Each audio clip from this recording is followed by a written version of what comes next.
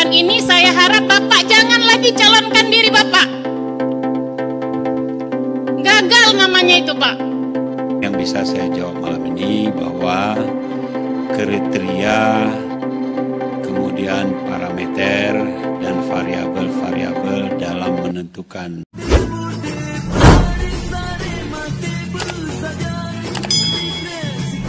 sidang Dewan yang terhormat. Demikian kegiatan rapat paripurna Dewan Perwakilan. Pimpinan sedikit, pimpinan boleh. Sudah tengah malam, Kak. Singkat aja ya. Ya, tengah malam, tapi nanti dengar suara saya nggak jadi ngantuk, pimpinan.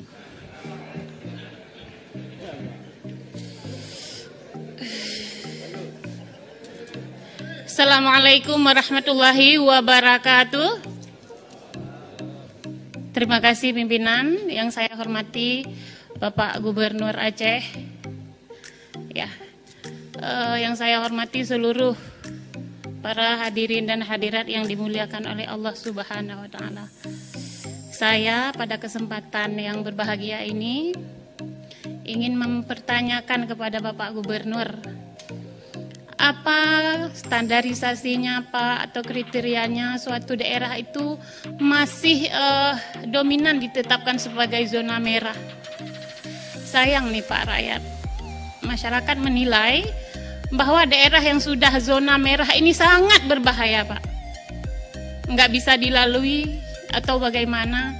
Juga ketika ada aparat penegak hukum berdiri, itu rasanya Pak masih seperti masa konflik Pak, ngeri. Masyarakat bertanya kepada kami, Ibu, kok tiba-tiba ada zona merah? Apa maksudnya? Kenapa nggak sekali zona hitam gitu? Apa karena nanti masyarakat, namanya aja masyarakat Pak, apa nanti kalau udah zona merah nanti dapat tambahan bantuan? Ini mohon Pak, jangan semena-mena membuat kebijakan yang terus meneror rakyat. Kasihan rakyatnya, udah nggak dapat bantuan apa-apa, diteror, nggak bisa kerja. Perhatian Pak ini Pak. Bapak sebagai gubernur, Bapak buka mata hati Bapak.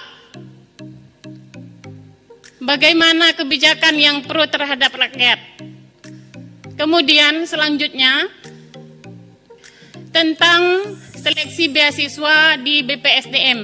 Ini sama sekali tidak transparan, tidak terbuka terhadap apa timeline-nya, waktunya, dan apa standar skor nilainya ini bagaimana. Ini mohon Pak, itu jajaran Bapak ditertibkan.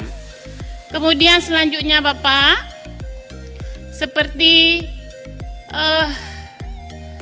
keputusan yang sudah kita dengarkan sama-sama tadi, DPR menolak terhadap rancangan kanun ini tentu ada sebabnya Pak. Banyak sebabnya. Ini mohon ini jadi refleksi ke depan Pak, beberapa bulan lagi. Kalau Bapak tidak bisa menyelesaikan dalam beberapa bulan ke depan ini, saya harap Bapak jangan lagi calonkan diri Bapak. Gagal namanya itu Pak.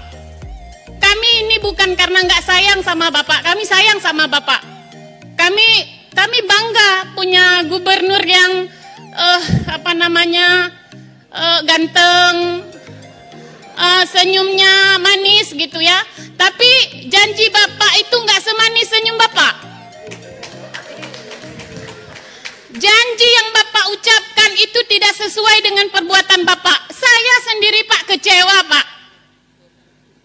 Pesannya sudah dapat, sudah clear. Iya, sebentar Ketua. Jangan dicepet-cepetkan Ketua. Ya, Bapak Gubernur, Bapak Nova Iriansyah, saya harapkan Pak satu lagi Bapak. Bapak tolong perhatian Bapak kepada masyarakat Bapak sendiri. Ini adalah tanggung jawab Bapak. Saya menilai Bapak belum ada tanggung jawabnya terhadap masyarakat. Jangankan masyarakat, tim pemenangan Bapak saja Bapak tidak bisa Bapak urus. Banyak tim yang berkorban untuk Bapak. Mereka komplain nggak bisa bertemu Bapak.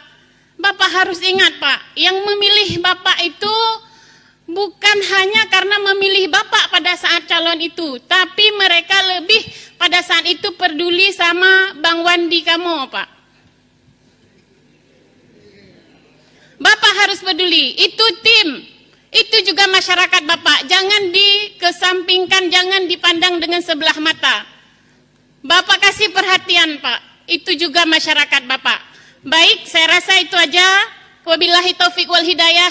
Wassalamualaikum warahmatullahi wabarakatuh. Oke, terima kasih Ibu Martini.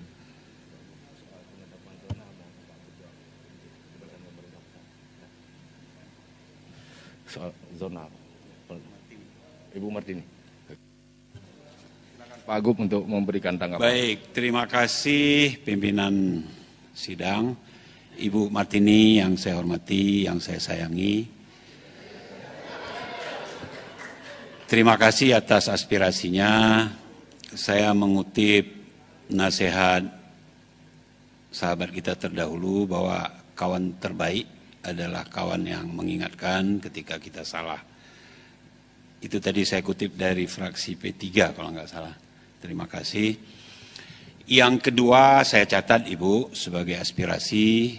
Nanti saya coba renungkan, kontemplasi, dan saya upayakan untuk saya penuhi aspirasi tersebut.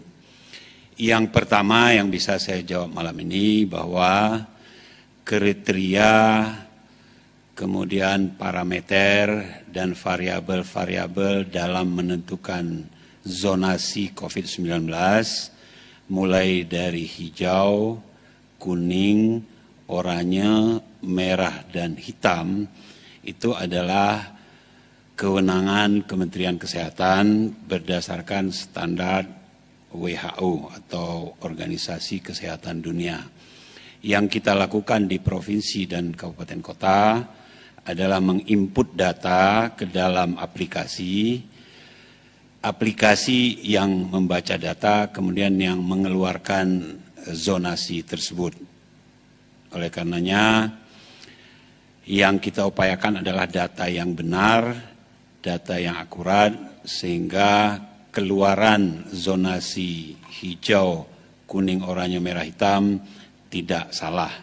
Saya berharap sistem ini real, faktual, dan menurut peraturan perundang-undangan memang ukurannya, variabelnya sudah ditentukan oleh Kemenkes berdasarkan standar WHO. Demikian Ibu Martini, terima kasih. Assalamualaikum warahmatullahi wabarakatuh. Terima kasih Bapak Gubernur.